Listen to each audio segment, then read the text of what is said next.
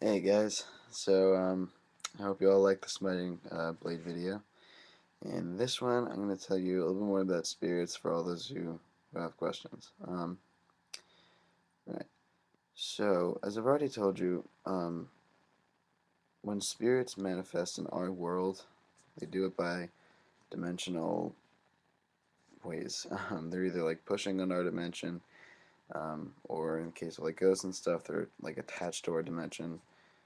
So it's important to know that in either case, what's really happening is um, they're manifesting in a form of energy. And that is why things like salt and iron work. Um, Iron kind of like dissipates that energy and then causes them to, like bounce back in their dimension. Although not always does it work so well. And in the case of ghosts, they're manifesting as a form of energy because their dimensional self isn't all the way there. So, with that in mind, um, is it accurate to say that a spirit is made of energy? Yes and no. Um, Technically speaking, we're all made of energy, even those of us with physical bodies in this dimension. And, I guess that's accurate. But um, to say that a spirit is made of energy is somewhat inaccurate. They're made in their own dimension, they're made of whatever they're made of. Um, in our dimension, they appear as energy, and that's why hunters can use things to stop them. In the case of a smiting knife, what happens is the energy of that blade can actually cross dimensions, and so when it stabs into the um, body, I guess, of whatever entity you're using it against, the energy is so intense that it actually burns it apart from between the veil, which is pretty powerful shit. Um, so yeah, if you've ever like watched a video about exorcism, or if you've ever like seen an exorcism, which I doubt many of you have, um, a lot of people say that like you're expelling the demons from the body. That's actually inaccurate. You're kind of pushing the demons out of the body, and that actually brings up another point. In most cases of possession, there's more than one entity like possessing someone. Um, like Mary Magdalene had 7 demons in her. Um, Annalise Michael had, I think it was 6 or 7. You know, um, and this is due to the same reason. When you're pushing on a dimension, you don't really have many rules you have to abide by. So there can be multiple entities taking control of a single human body, though not all at once. Um, Usually, in the terms of voluntary possession, which is a lot more common, the entity is only one thing at a time, and it's using the body to carry out its will. Voluntary possession is if okay, if you are being attacked by someone who's possessed by a spirit, it's usually voluntary possession in terms of demonic, anyway. Um, in the case of uh, like a were or like other monsters, usually it's not voluntary. With devourers or vampires, it is usually voluntary. But yeah, wares it's usually involuntary, which is why in like the old movies and everything, it's always like this guy doesn't want to be a werewolf, but he is.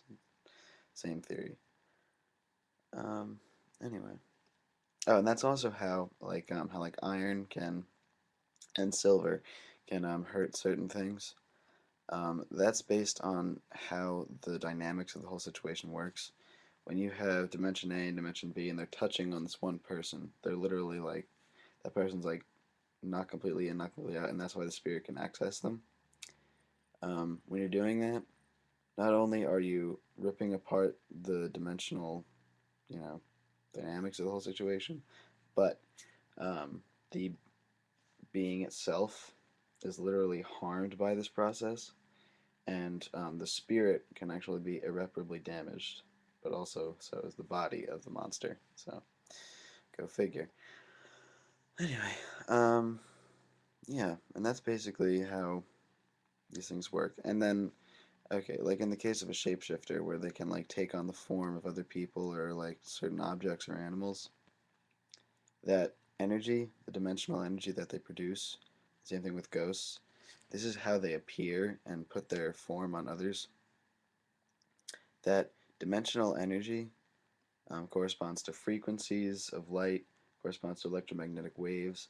The whole process of pushing on dimensions literally allows bits of them to come through. This is why ghosts have like a somewhat transparent appearance, or although they can appear like totally physical, but most of the time they have this like wispy form to them. Um, those are unless of course you have second sight. If you have second sight, you can see into other dimensions, and that makes the whole process a lot easier and also just outside of ours, which is why most people can see ghosts, but they can't see like demons walking around. Um, but anyway, but yeah, this is how they can manifest in physical or not physical, invisible form. Um, the energy they produce through this dimensional touching can literally allow their true form to kind of seep through. Think of it just like, it's pretty simple. If you have, plate A, plate B, they're touching, any form is going to kind of bleed through just a little bit.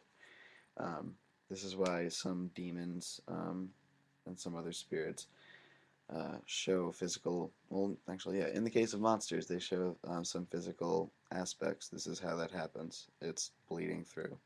Um, there are many factors into this process, like on the full moon.